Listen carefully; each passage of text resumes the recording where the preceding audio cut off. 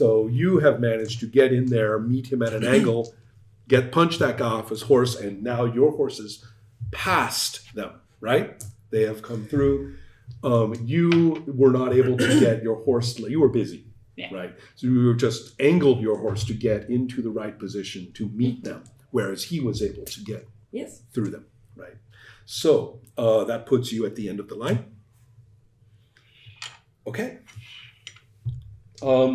So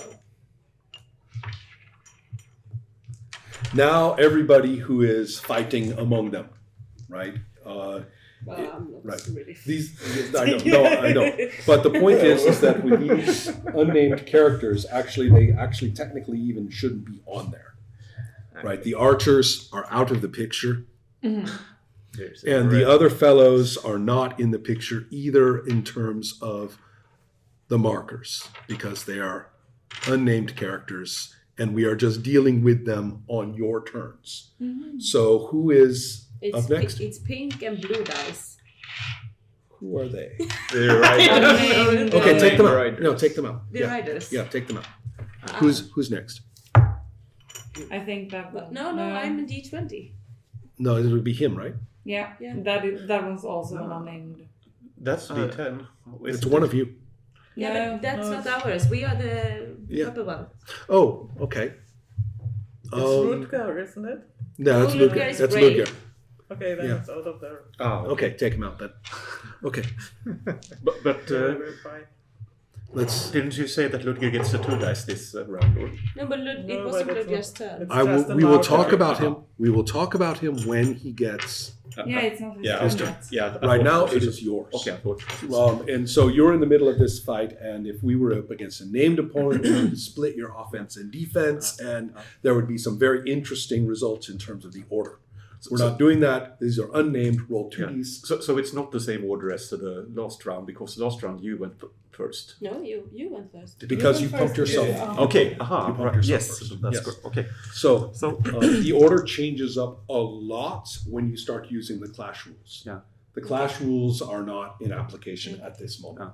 so quickness plus 2 dice.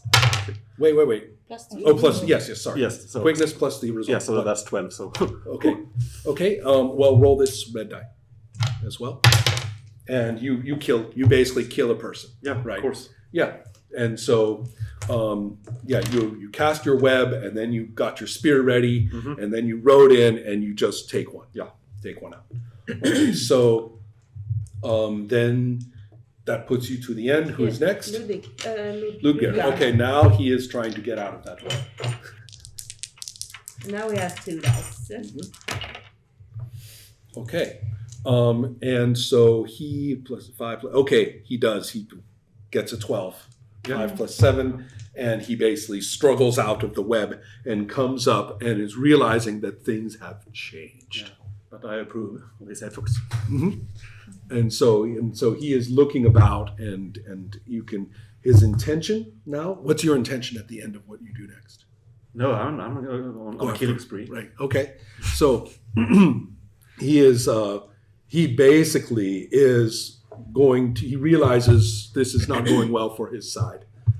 What they said about the circle is true. So he's going to get out of this area on the opposite side from that hill. He's going that way.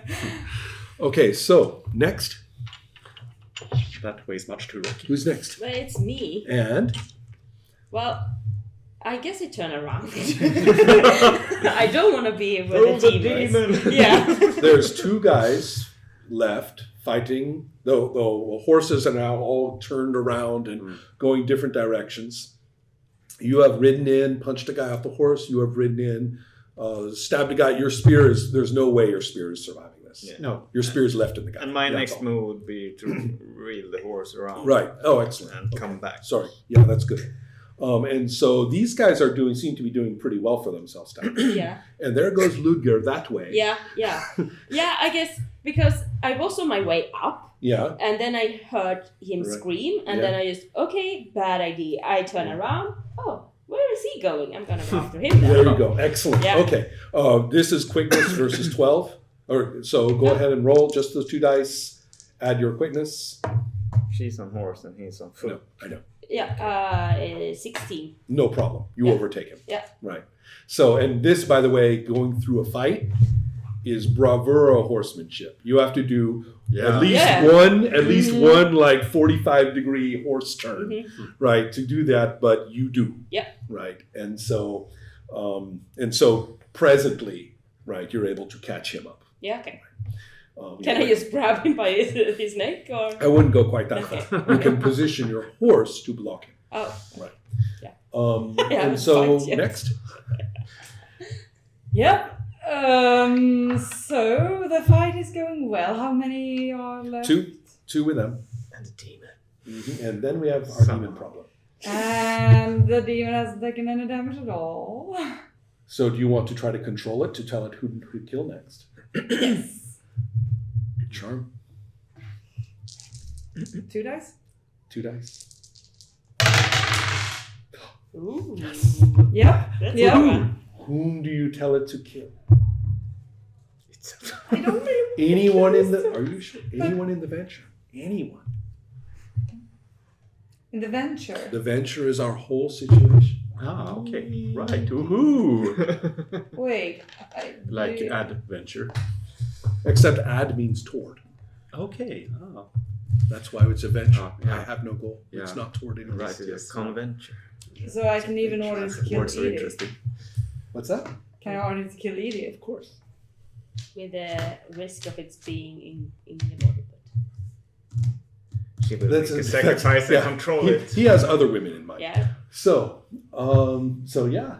You can But say, then your first thought name was it. Hilda, and then, no, not Hilda. I couldn't break up with her, so I set the demon instead.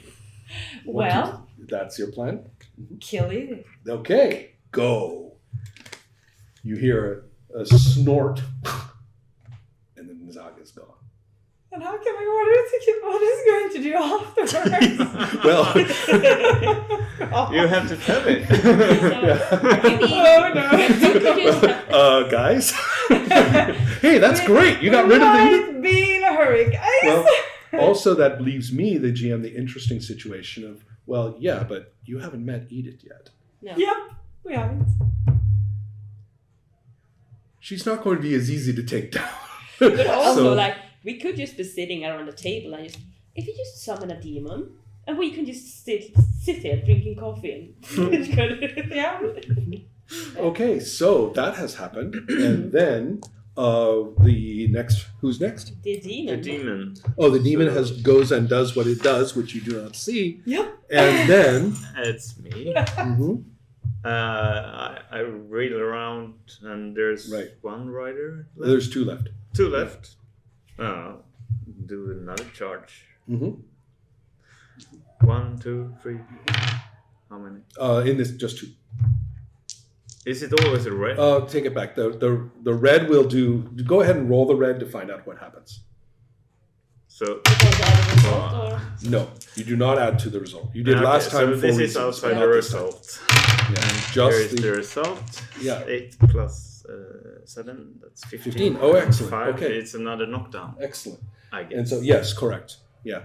So you were battering them out of the. Yeah. Given that this Perfect. was less of a charge, this is probably more of a push or a. Yeah. Or, Rip them off the yeah. horse. Yeah. And also remember that the horses are now like this. Yeah. Right. So in this case, it's more like bumper cars. You get into position and you're Yeah. able to knock him off. Right. So so then we can clean this up. You're busy. Let's just clean this up. Yeah. What's the situation for Yeah. I you? draw my Francisca and hurl it Okay, go for in it. the face. Yeah. Yeah. So 2 dice. Yeah, that's 17 Okay. and a 6. Okay. So in this case, it's probably going to you can't. I mean, you didn't get lucky. It's No. not the blade that Yeah. hits. So he's bonked in the helmet with Yeah. the Francisca. He got lucky. Right. So so the point is that you guys can see that fighting unnamed opponents when you're on your game Yeah. is not so bad. A bad roll, though, you would take the damage as the difference. Okay. But we got to So- feel like badasses, so Yeah. that's good. Oh yeah. I don't know what you're talking about. You're kind of like, hey, who's the gentry marshal? Yeah. High marshal Who around. is the one that knows about to fight and just like, oh, I'm ready. Oh no, no. Well, on the other hand, You're now- catching the yeah, I have to admit, big guy. you got the objective though. Yeah. You got the Yeah. objective. Yeah. So that Can ends I? us here. Yeah. Can I just quickly swear an oath? Mm-hmm. Yes. Oaths occur at the end in that Oh. end of phase action. Mhm. When you say what you're doing next, you can say, "I'm swearing an Okay. oath." That's one. So let's go ahead and do that. I swear that I will protect Osrode. Osroge Yeah. from the sickness and the Right. curse that has fallen upon them. Okay. Good enough. Yeah. Yeah. Okay. So you would write that oath in. You see, that's why it's there. You can renounce an oath at any time with no penalty. Okay. If you don't renounce it and you don't do it, and the venture is concluded, then bad things happen to you. Mhm. But you can always just renounce it. Yeah. But the important thing too is that so therefore, if it becomes like impossible, Yeah. right, or irrelevant in some way, like someone kills the guy first or something like that, Mhm. then you would just renounce it, Yeah. and it's okay. But until then, everything you do directly toward that, not indirectly, but directly, then you would get So to the roll a demon- bonus, and those points become white Yeah. points. The demon doesn't count. And this is an oath to Emborion, or Yes, in this case, yes. Cool. Okay, so that's the to let you know, if you were fighting a named opponent or a demon or important things, then what you would do is you take your quickness and your quickness, don't split it, but the full quickness, say, okay, offense and defense, and then you go, maybe I want to squish these numbers a little, right? And the trouble is that they do the same. You have attacked them, they do the same, and then after the roll, you apply the roll to both numbers, and then whoever wins an offense, either of you, will do damage. So you could be damaged by the person you have attacked, even if you damage them. yes, And the interesting thing is then you go to the ends. The person that you pulled into the clash goes to the end after you. But so unless they fully defended and they took no damage, if they fully defended, no offense, which means double their quickness on defense, took no damage, then they will maintain your place in line. Basically, your attack bounces off of them, and they can keep going with what they intend. There's a couple of other interesting nuances. Well, if you take damage for some other reason, you'll be bumped to the back. Okay. So the order changes up dramatically in many cases. But you can always pump a brawn to jump to the front as well. So. Oh, you can do that whenever? Mhm. Okay. Well, I haven't used anything, so I know. I'm pretty glad I don't have to clean the sword tonight. That's right. Yeah. So there are other interesting things when you take damage. So if you say somebody's offense is higher than your defense, you take that number, you add their brawn, the attacker's brawn, and that's the damage. Then you take it to yourself. Whatever gets through armor stops that. But whatever gets through armor, then you say, okay, half comes off my quickness and half comes off my brawn. So damage will knock down your quickness and your brawn. So it and if it's odd, then the extra goes to quickness.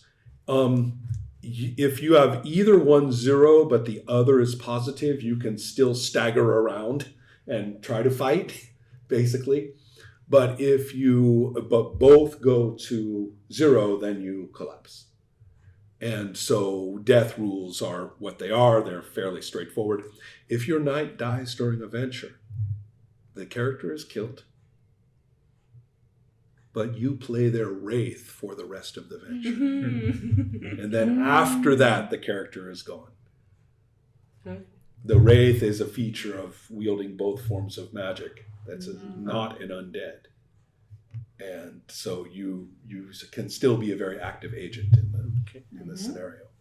Oh, good rule. Yeah, but then after that, the character is gone.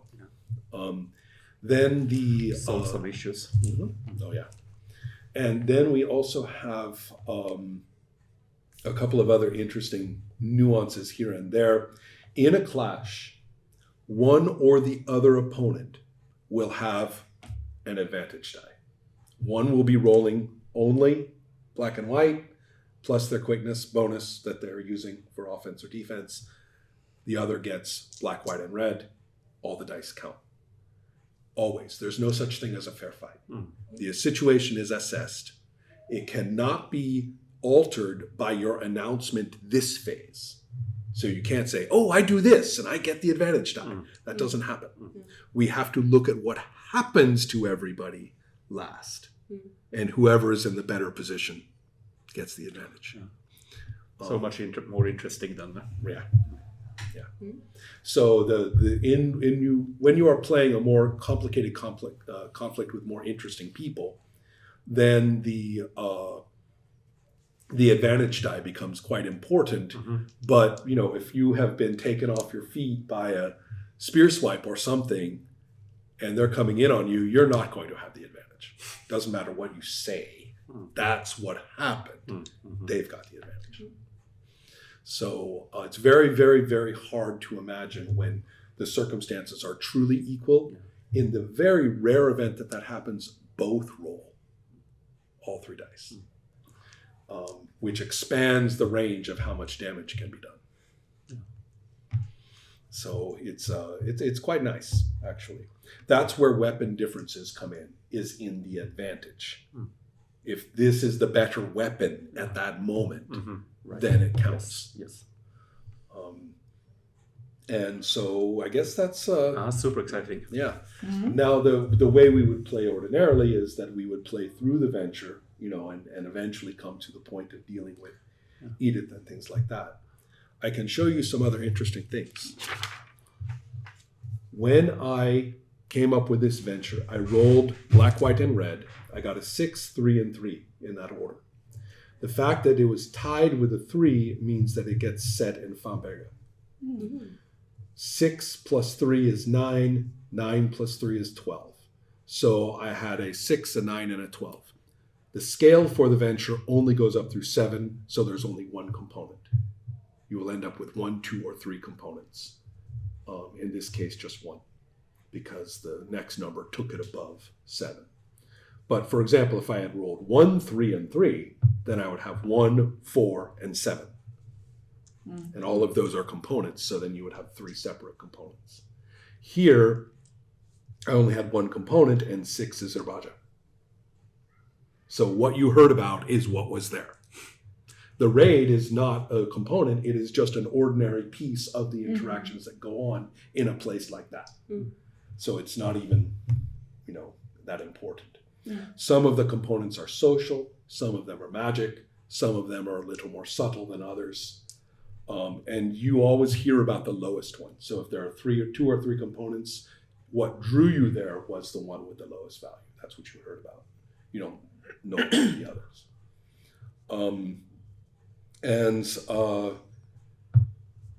Per component, then there's rules for how many named characters you make up, which I do. There's requirements for mapping. What do you do for terms of map preparation? And there's also something called a tripwire, which has interesting implications. No matter what happens,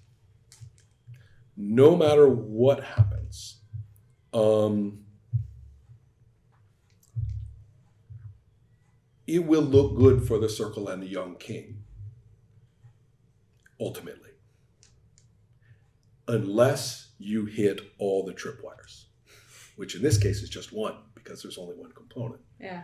And there's no way for you to know what it is. There's no way to avoid it. It's never arbitrary. But it is a thing that can happen, that if that happens, this whole thing is just not going to look good, no matter what happens. So, and it usually has a fairly extreme effect that is triggered. So, to let you know some of what you were up against, since it's a doubled component, therefore with a 3 and 3, that means that you have 2 Urbaja effects. We have Droger, Undead Wolves, and we have Edith, the sorceress, or the witch, or the wizard lady, an old woman who has 4 black gifts. So she rides a nightmare in dreams.